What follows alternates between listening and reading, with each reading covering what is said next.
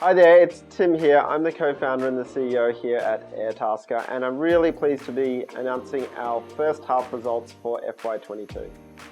During the period in the second quarter, our GMV grew 39% to $48.6 million.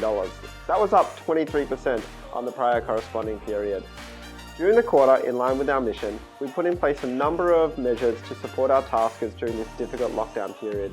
This saw the take rate decrease slightly, but revenue increased about 37.5% to $8.1 million. This was up about 16% on the prior corresponding period. So, with the first quarter impacted by 188 major city days in lockdown, but the second quarter rebounding very quickly, we saw GMV for the half increase to $83.6 million. This was up about 15% on the prior corresponding period. We also saw revenue increase by about 10% to $13.9 million.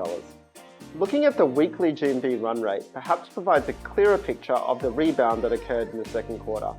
We saw weekly GMV increase to $4.5 million, which represents accelerating year-on-year growth from peak to peak. This was driven by greater customer acquisition, as well as the average task price growing by 24% to $255. The strong performance this half demonstrates the robust and resilient underlying growth of the Airtasker marketplace.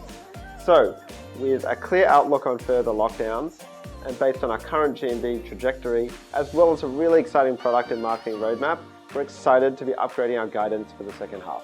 Our initial guidance was $200 million in GMV for FY22, split 95 and 105 in the first and second half respectively.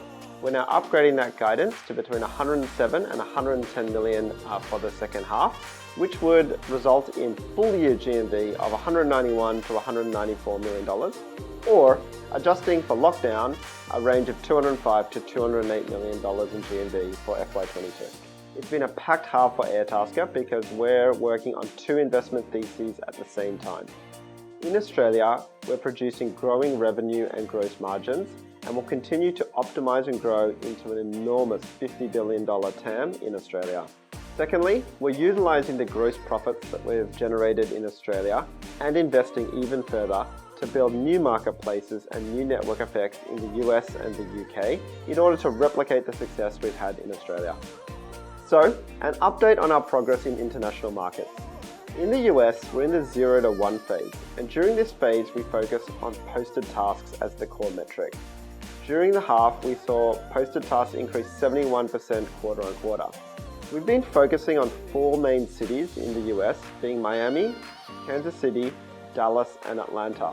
But what we've also seen is a trickle-over effect with new Airtasker marketplaces emerging in cities all across the US. Over to the UK, and we saw our second quarter GMV grow 121% on the prior corresponding period. This was driven by both supply and demand growing in sync. We saw posted tasks, an indicator of demand, increasing by about 106% during the period, and at the same time our tasker engagement, measured in offers made by our taskers, increased about 102%.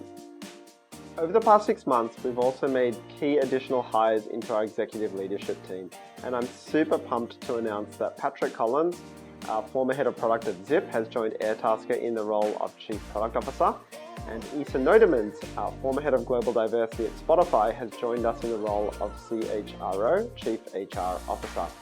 We're super excited to be building what is no doubt a world-class executive leadership team, in line with our internal mission statement, to empower all of our people to realize the full value of their skills.